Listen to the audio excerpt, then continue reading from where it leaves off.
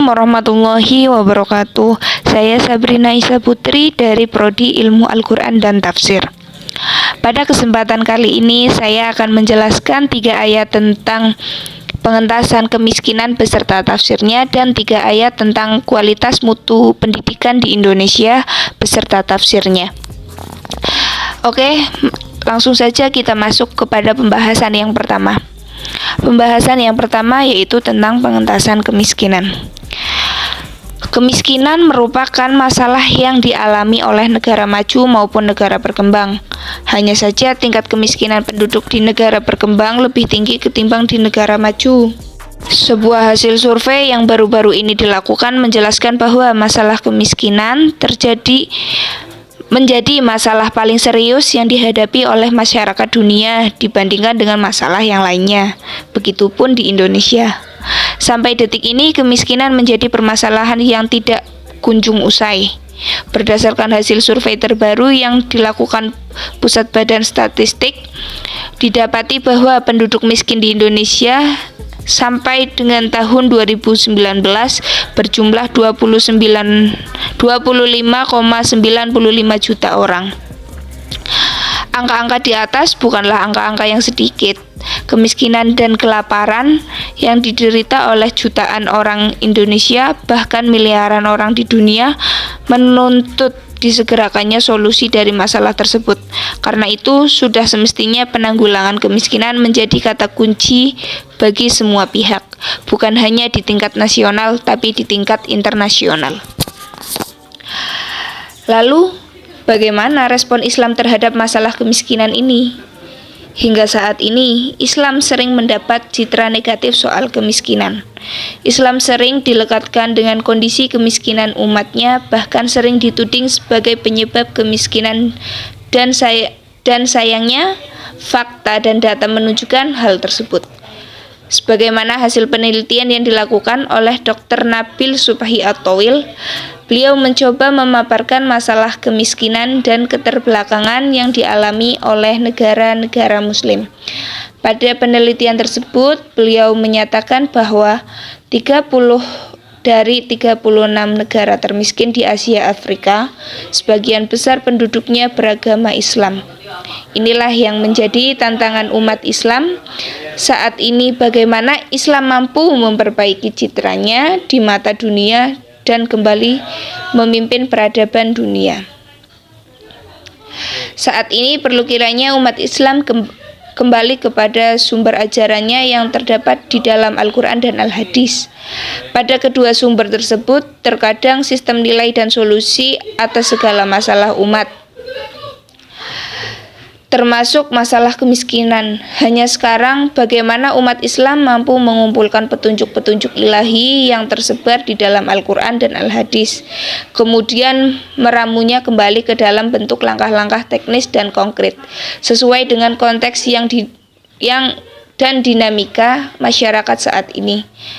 Berawal dari keyakinan bahwa Al-Quran merupakan kitab suci dan pedoman hidup umat Islam, tentunya menyimpan solusi dari segala masalah umat yang terjadi. Dari sinilah saya tertarik untuk membahas tentang pengentasan kemiskinan dalam Al-Quran.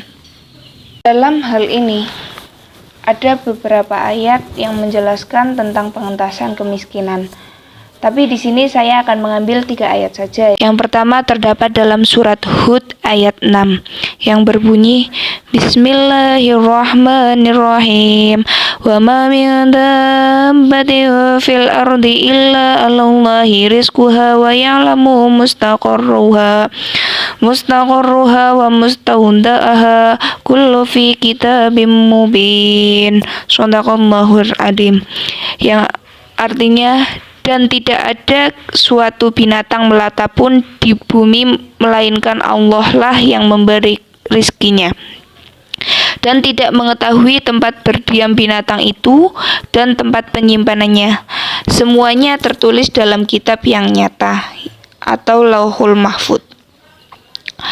Dalam tafsir Al-Muyassar dijelaskan bahwa sesungguhnya Allah telah menjamin rizki semua makhluk yang berjalan di atas permukaan bumi sebagai bentuk karunia darinya, dan Dia mengetahui tempat tinggalnya saat hidup dan setelah matinya, dan mengetahui tempat di mana ia akan mati. Semua itu sudah tertulis di satu kitab di sisi Allah yang sudah menerangkan semua itu. Dan yang kedua, surat Al-Baqarah ayat 267 yang berbunyi, Ya ayyuhalladzina amanu anfiqu min thayyibati ma kasabatum wa mimma akhrajna lakum minal ard wa la tayammamul khabitha minhu tunfiquhu wa lastu bi akhidihi illa an tumidu fihi wa'lamu annallaha ghaniyyun hamid, yang artinya, hai orang-orang yang beriman, nafkahkanlah di jalan Allah sebagian dari hasil usahamu yang baik-baik dan sebagian dari apa yang kami keluarkan dari bumi untuk kamu, dan janganlah kamu memilih yang buruk-buruk lalu kamu menafkahkan daripadanya, padahal kamu sendiri tidak mau mengambilnya melainkan dengan memincingkan mata terhadapnya. Dan ketahuilah bahwa Allah Maha Kaya lagi Maha Terpuji. Ayat Kutub dalam tafsirnya Fi Dhilalil Quran ketika menafsirkan ayat ini menyatakan bahwa nas ini mencakup seluruh hasil usaha manusia yang baik dan halal, dan mencakup pula seluruh hasil pertanian maupun hasil pertambangan. Karena itu, nas ini mencakup semua harta baik yang terdapat di zaman Rasulullah maupun di zaman sesudahnya. Semua wajib dikeluarkan zakatnya dengan ketentuan dan kadar sebagaimana diterangkan dalam sunnah Rasulullah SAW. Yang terakhir yaitu surat Al-Mudaththir ayat 44. Walam nakum nut'imul miskin, yang artinya, dan kami tidak pula memberi makan orang miskin. Muhammad Quraisy Shihab menjelaskan dalam kalimat ta'am al-miskin, makanannya orang miskin. Pada ayat-ayat tersebut mengisyaratkan bahwa fakir miskin pada hakikatnya memiliki makanan yang menjadi haknya. Hanya saja makanannya tersebut tidak berada di tangannya, tetapi di tangan orang yang mampu dan berkecukupan. Karena itulah bagi siapa saja yang memiliki kemampuan dan kelapangan rezeki, maka ia berkewajiban menyerahkan makanan orang miskin itu dan dititipkan Allah ke tangan mereka. Dan bagi yang tidak memiliki kemampuan, berkewajiban mengingatkan yang mampu menyangkut hak orang miskin itu. Selanjutnya kalimat itu berpesan kepada siapapun yang memberi agar tidak menduga pemberiannya itu merupakan sumbangan darinya, tetapi itu adalah pengembalian hak kepada pemiliknya. Selanjutnya saya akan menjelaskan tentang kualitas mutu pendidikan di Indonesia.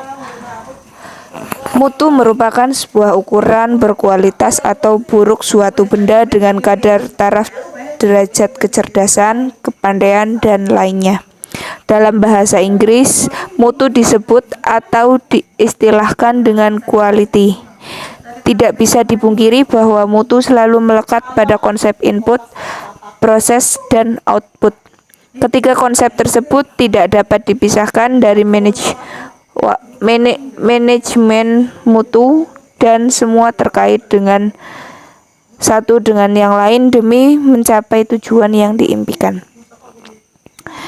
Manajemen mutu dalam konteks lembaga pendidikan merupakan metode mengenai perbaikan yang dilaksanakan secara terarah dan berkesinambungan sehingga mendapatkan alat yang praktis untuk menunjang lembaga pendidikan dalam memenuhi harapan, keinginan, dan kebutuhan pelanggan saat ini maupun masa yang akan datang. Seperti bunyi dalam surat Al-Qasas ayat 77 yang berbunyi Bismillahirrahmanirrahim. Wabtaghi fiha ataqallahu daral akhirati wa la tansa nasibaka minad dunya wa ahsin kama ahsanallahu ilaika wa la tabghil fasada fil ard innallaha la yuhibbul mufsidin, yang artinya, dan carilah pada apa yang telah dianugerahkan Allah kepadamu kebahagiaan negeri akhirat, dan janganlah kamu melupakan kebahagiaanmu dari kenikmatan duniawi, dan berbuat baiklah kepada orang lain sebagaimana Allah telah berbuat baik kepadamu, dan janganlah kamu berbuat kerusakan di muka bumi. Sesungguhnya Allah tidak menyukai orang-orang yang berbuat kerusakan. Surat Al-Qasas ayat 77.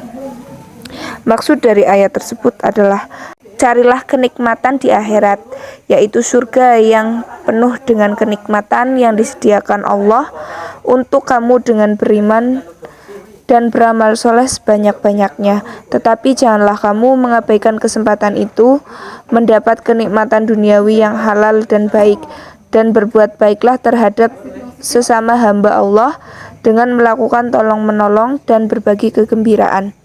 Jauhilah kamu dari perbuatan zolim, permusuhan, serta perbuatan-perbuatan yang dapat merusak dan merugikan pada sesama. Karena perbuatan-perbuatan jelek, semua itu dapat mendatangkan murka Allah. Dia tidak menyukai orang-orang yang berbuat kerusakan di muka bumi ini. Selanjutnya ada dalam surat Al-Kahfi ayat 110 yang berbunyi, Qul innama ana basarum mislukum yuha ilayya amana ilahaka wa ilaha wahid faman kana yarju liqa'a rabbih falyamal amala sholihan wa la yusyrik bi ibadati rabbih ahada. Yang artinya, katakanlah, sesungguhnya aku ini manusia biasa seperti kamu, yang diwahyukan kepadaku bahwa sesungguhnya Tuhan kamu itu adalah Tuhan yang Maha Esa. Barang siapa mengharap perjumpaan dengan Tuhannya, maka hendaklah ia mengerjakan amal yang soleh, dan janganlah ia mempersekutukan seorang pun dalam peribadatan kepada Tuhannya. Quran Surat Al-Kahfi ayat 110. Maksud dari kata mengerjakan amal soleh dalam ayat di atas adalah bekerja dengan baik, bermutu dan berkualitas. Sedangkan kata janganlah ia mempersekutukan seorang pun dalam beribadah kepada Tuhannya berarti tidak mengalihkan tujuan pekerjaan selain kepada Tuhan Al-Haq yang menjadi sumber nilai intrinsik pekerjaan manusia. Dalam konteks manajemen pendidikan Islam, hal tersebut berarti untuk mencapai mutu suatu lembaga pendidikan, maka harus fokus pada proses dan pelanggan. Dari pemahaman ayat tersebut, maka prosesnya adalah dalam hal melakukan amal soleh, sedangkan pelanggannya adalah Allah. Allah diibaratkan menjadi pelanggan, karena ialah yang menentukan apakah manusia ini baik, bermutu atau tidak. Ayat yang terakhir terdapat dalam surat An-Naml ayat 88. Bismillahirrahmanirrahim. Wa tarul jibalu tahsabuha jamidatan wa hiya tamurru marrus sahab. Sunnatullahil ladzi ataqna kullu syai'in innahu khabirum bima ta'malun. Yang artinya, janganlah kamu sembah di samping menyembah Allah, Tuhan apapun yang lain. Tidak ada Tuhan yang berhak disembah selain Allah. Tiap-tiap sesuatu pasti binasa kecuali Allah. Baginya lah segala penentuan dan hanya kepadanya lah kamu dikembalikan. Maksud dari ayat ini adalah janganlah kamu menyembah atau memohon kepada Tuhan selain Allah. Sesungguhnya tidak ada Tuhan selain Dia. Segala sesuatu selain Allah akan hancur dan lenyap. Sedangkan Allah adalah zat yang abadi. Dialah yang mempunyai hukum yang adil, dan dengan keadilannya Dia akan menghukumi hambanya, dan hanya kepadanya semua makhluk di hari kiamat akan kembali untuk mendapat balasan dari amal perbuatannya. Demikian pembahasan pada kali ini. Assalamualaikum warahmatullahi wabarakatuh.